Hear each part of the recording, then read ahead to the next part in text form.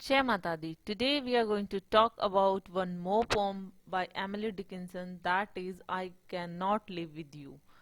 So this poem was published in 1890 and इस pome में जो अमेरिकन पोइट एमिली डिकिंसन क्या कहना चाहती हैं, ये एक उनकी काफ़ी लंबी पोम है। और क्योंकि जनरली वो जो है वो काफ़ी छोटी पोम लिखती थी, इसलिए ये काफ़ी उनके कंपेयर में बड़ी पोम है। और इसमें वो जो कह रही हैं I can not live with you, वो उनका माना जाता है कि जो एमिली डिकिंसन है उन्होंने ये पोम अपने बिलव्ड के लिए, या फिर आप कह सकते हो जिनसे वो लव करती हैं उनके लिए लिखी है। और वो कहती हैं कि मैं तुम्हारे साथ नहीं रह सकती। दैट मीन्स कि उस वो अपने बिलव्ड को कह रही हैं कि वो साथ नहीं रह सकते हैं। और ये क्यों नहीं रह सकते और वो क्या कहना चाहती हैं वो स्पीकर, वो हम पोम में अभी लाइन बाय लाइन डिस्कस कर लेते हैं। तो शुरू करते हैं। जो पोम है, I can not live with you, it would be life. वो कहती हैं कि मैं तुम्हारे साथ नहीं रह सकती हूँ क्योंकि तुम्हारे साथ रहना वो एक पूरी फुल्ली लाइफ होगी। And life is over there behind the self. और दूसरी तरफ वो ये कह रही हैं कि लेकिन लाइफ जो है वो तुम्हारे साथ रहने में नहीं, क्योंकि लाइफ जो है वो तो एग्जिस्ट करती है कहीं और। वो कहाँ पर? बिहाइंड द सेल्फ, सेल्फ के पीछे। That means the sexton keeps the key to putting up a life is proclaim like a cup. वो कहाँ बता रही हैं वो लाइफ को कि वो बिहाइंड द सेल्फ, जहाँ की जो चाबियां हैं वो लॉकअप करके रखता है। कौन? सेक्सटन। दैट मीन्स सेक्सटन होता है चर्च यार्ड कीपर, जो चर्च में रहते हैं।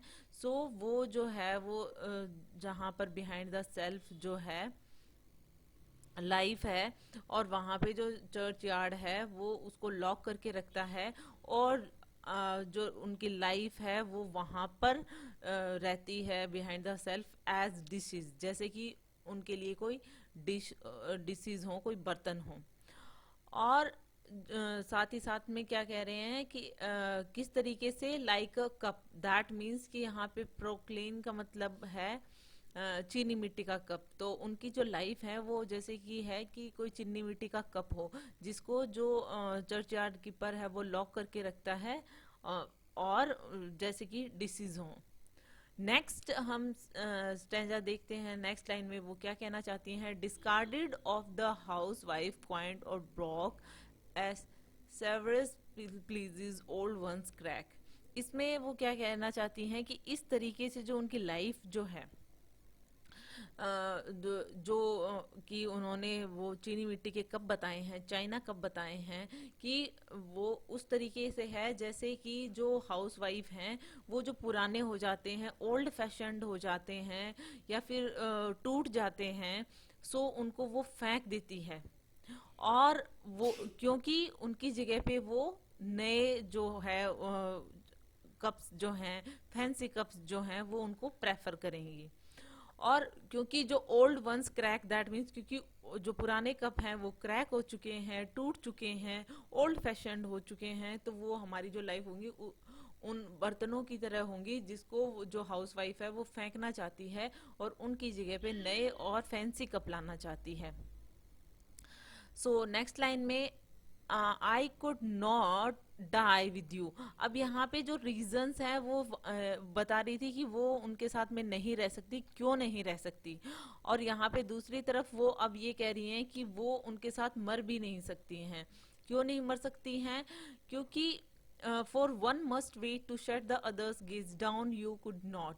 क्योंकि अगर हम साथ में मरेंगे, मतलब जस्ट साथ में तो मर नहीं सकते, क्योंकि एक इंसान अगर पहले मरेगा हम दोनों में से, सो उसको दूसरे की जो लास्ट मोमेंट पे या लास्ट टाइम पे जो आंखें बंद होते हुए देखना है, सो वो तुम तो कर नहीं सकते, you could not do it. So वो नेक्स्ट लाइन में क्या कहना चाहती हैं, and I could I stand by and see you freeze. और बोले तुम तो ये कर नहीं सकते, और मेरे बारे में अगर, दैट मीन्स कि तुम मर गए और मैं वहां पे खड़े होके, तो मेरे बारे में क्या, कि मतलब मैं कैसे करूंगी ये सब, कि मैं क्या वहां पे खड़े होके मैं तुम्हें मरते हुए देख सकती हूँ। Without my right of Frost that's privilege. और यहाँ तक कि मैं जो है कि वो डेथ जो है उसको क्लेम भी नहीं कर सकती, मतलब मैं तुम्हें चाहती हूँ और मैं तुम्हें मरते हुए नहीं देख सकती, लेकिन मैं उस टाइम पे डेथ को क्लेम भी नहीं कर सकती। सेम मोमेंट पे मुझे क्या डेथ आ जाएगी। Nor could I rise with you. और यहाँ पे वो पहले तो वो ये बताती हैं कि वो उनके साथ क्यों नहीं जी सकती हैं, बाद में वो ये बताती हैं वो उनके साथ मर भी नहीं सकती हैं, क्योंकि वो मरेंगी तो एक बिलव्ड को दूसरे की लास्ट मोमेंट को उसे देखना पड़ेगा। अब यहाँ पे नेक्स्ट लाइन में वो कह रही हैं कि वो क्या कह रही है, nor could I rise with you, कि मैं तुम्हारे साथ राइज भी नहीं कर सकती। दैट मीन्स मैं तुम्हारे साथ पुनर्जीवित भी नहीं हो सकती। मैं तुम्हारे साथ जो जजमेंट डे होता है उस दिन पुनर्जीवित भी नहीं हो सकती हूँ। क्यों नहीं हो सकती हूँ? Because your face would put out Jesus. That means कि वो ये कहना चाहती हैं, क्योंकि अगर हमें जजमेंट डे के दिन पुनर्जीवित होने का मौका मिलेगा, उस दिन मैं तुम्हारा फेस जो है उसको प्रेफर करूंगी इन कंपैरिजन टू क्राइस्ट, मतलब जीसस क्राइस्ट, जहाँ की भगवान को बहुत ज्यादा इंपॉर्टेंस देनी चाहिए उसकी जगह पे मैं तुम्हारे फेस को इंपॉर्टेंस दूंगी। दैट मीन्स मैं तुम्हें देखूंगी। दैट न्यू ग्रेस, मतलब जो है कि जीसस का जो फेस है वो कितना ग्लोरियस होता है, कितना चमकीला होता है, लेकिन उसके बावजूद भी मैं तुम्हें देखूंगी और मैं जीसस को इम्पोर्टेंस ना देकर मैं तुम्हारे फेस को इम्पोर्टेंस दूंगी। देन नेक्स्ट लाइन में वो कहते हैं glow plain and foreign on my homesick eyes. क्योंकि जो जीसस का जो ग्लोरियस फेस है वो भी मुझे डल नजर आएगा, वो भी मुझे अनफैमिलियर नजर आएगा, एकदम प्लेन सा, मतलब जिसे कहते हैं ना कि मतलब जहाँ एक तरफ भगवान है एक तरफ तुम हो, तो मुझे जीसस क्राइस्ट का जो फेस है वो डल और अनफैमिलियर दिखेगा, क्योंकि मेरी आईज तो अपने बिलव्ड की, जिसे मैं प्यार करती हूँ बेहद, उसको देखना चाहेंगी। दैट्स वाई वो ये कह रही हैं। सो वो उसे देखना चाहती हैं। दे वुड जज अस हाउ। और फिर हमें हेवन किस तरीके से जज करेगा कि मैं जीसस क्राइस्ट को ना देखकर मैं, मेरी जो नजरें हैं वो तुम पे रहेंगी। सो जज how for you served heaven you know और सॉट टू। और तुम तो फेथफुल हो अपने रिलीजन के लिए, तुमने एटलीस्ट फेथफुल रहने के लिए ट्राई किया, तुम अपने रिलीजन के लिए फेथफुल हो, बट आई कुड नॉट, लेकिन मैं तो नहीं हूं, मैं इतनी फेथफुल नहीं हूं। बिकॉज नेक्स्ट में वो क्या कहना चाहती हैं, वो क्यों नहीं है faithful? Because you saturated sight and I had no more eyes for sordid excellence as paradise. वो कहती हैं कि क्यों, बिकॉज यू सैचुरेटेड साइड, मतलब जो है, मतलब मेरी जो आंखें हैं उनमें तो बस तुम्हारा ही चेहरा बसा हुआ है। दैट मीन्स कि जो मेरी आंखों के सामने सिर्फ तुम्हारा ही लवली फेस रहता है। And I had no more eyes, that means मेरे पास और आंखें तो है नहीं, मेरे पास और कुछ है नहीं है कि मतलब जिससे मैं देख सकूं। और इसी वजह से मतलब मेरे को जो हेवन का जो सीन होगा वो भी मेरे को काफी चीप लगेगा। दैट मीन्स कि क्योंकि उसकी जो आईज है उनके सामने तो सिर्फ अपने बिलव्ड का जो चेहरा है वो है। And were you lost, I would be, though my name rang loudest on the heavenly fame. और फिर वो कहती है and were you lost, I would be. That means कि वो कह रही हैं, जिनसे वो प्यार करती हैं, वो कह रही हैं उनसे कि अगर तुम्हें हेल में भेज दिया गया सो मैं भी हेल में ही जाऊंगी। क्यों? क्योंकि इवन उसका हेवन में नाम बहुत जोरों से पुकारा जाएगा as a greatest person, but वो फिर भी हेल में ही जाएंगी। नेक्स्ट लाइन में वो कहती हैं and were you saved and I condemn to be where you were not, that self were hell to मी।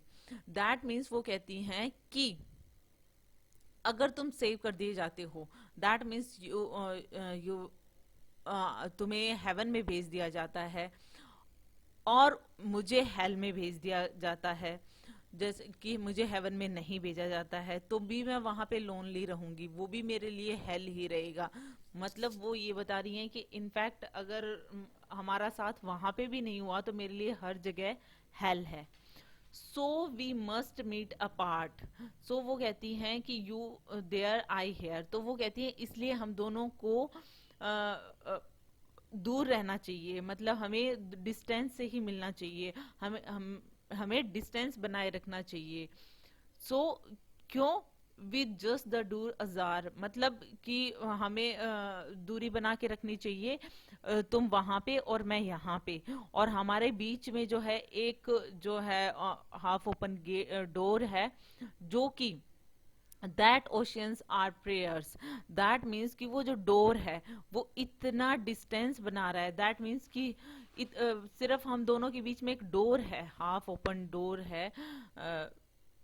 सो वो जो है वो हमारे बीच में इतने डिस्टेंस को दिखा रहा है, जैसे कि डिस्टेंट ओशियंस होते हैं, प्रेयर्स होती हैं, and that white sustenance despair, और कि बस है तो क्या, सिर्फ होपलेसनेस, कि जो कि जो होपलेसनेस को दिखाया जा रहा है कि एकदम वाइट पेल जो होपलेसनेस है हमारे बीच में, और इतनी दूरी है, सिर्फ एक वो डोर की दूरी है, लेकिन इतनी दूरी बता रखी है जैसे कि वो बहुत ज्यादा ओशियंस की प्रेयर्स की जो दूरी होती है उतनी दूरी बता रखी है।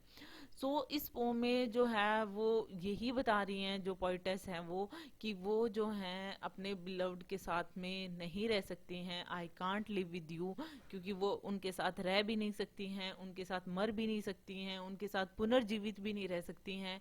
वो एट द एंड वो क्या कहते हैं कि मतलब वो सिर्फ और सिर्फ जो दुख है वो बता रही हैं कि उनके बीच में किस तरीके से लव जो है उनका कंप्लीट नहीं हो सकता। सो इसमें जो थीम है वो उनकी इम्पॉसिबल लव को बताया गया है यहाँ पे, कि और साथ ही साथ में ये इस चीज को भी बताया गया है कि किस तरीके से लव जो है और रिलीजन को बताया गया है, कि उन्होंने रिलीजन को इम्पोर्टेंस ना देकर किस तरीके से लव को इम्पोर्टेंस दी है। So it's all about it. Hope you like it. If you like it, please hit the thumbs up button. Please subscribe the channel. Put your views and suggestion in comment section. So thank you.